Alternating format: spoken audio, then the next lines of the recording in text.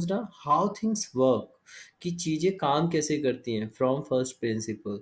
Sir ये क्या बात है? इसके मतलब है सबसे इम्पोर्टेंट पार्ट होता है जो बहुत रेयर बच्चे ही जान पाते हैं, जानते हैं कि फिजिक्स पढ़ते ही क्यों है, फिजिक्स को पढ़ने का कारण क्या है।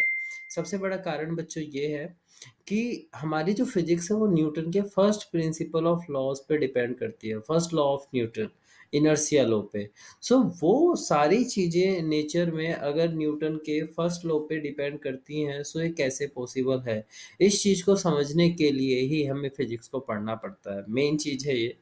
जब हमें किसी ने बताया कि सारी चीज़ें न्यूटन के फर्स्ट लॉ से ही बनी है, physics totally depend upon Newton first law, so how can it is possible, इस चीज़ की स्टडी को वेरीफाइड करने के लिए ही हमें फिजिक्स को पढ़ने की ज़रूरत पड़ी। How can we learn about physics, हम फिजिक्स की पढ़ाई को कैसे कर सकते हैं?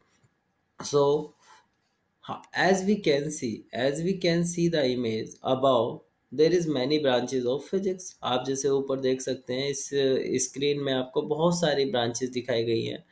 General relativity, special relativity, relativity, electromagnetic theory, electrodynamic theory, electrostatic, quantum mechanic, classical mechanics, analytical mechanics and many more, thermodynamics, ray optics, बहुत सारी ब्रांचेस हैं। Physics is not be a simple subject of physics. Physics एक बहुत wide nature है, different different characteristic है। हर चीज़ को समझना, हर चीज़ को परखना उन्हें अलग अलग चीज़ों में डिवाइड करके ही पॉसिबल था।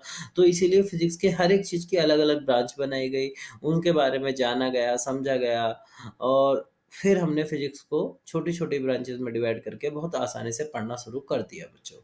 ठीक है बेटा, यहाँ तक समझ में तो आ ही गया होगा आपको। अब आगे चलते हैं। तो बेसिक फंडामेंटल ऑफ फिजिक्स की अगर हम बात करें, तो अब हम फिजिक्स को समझ चुके हैं कि हम क्यों कैसे पढ़ते हैं, तो उसका एक ब्रीफ डिस्क्रिप्शन ले लेते हैं। तो physics is the study of various physical phenomena बच्चों।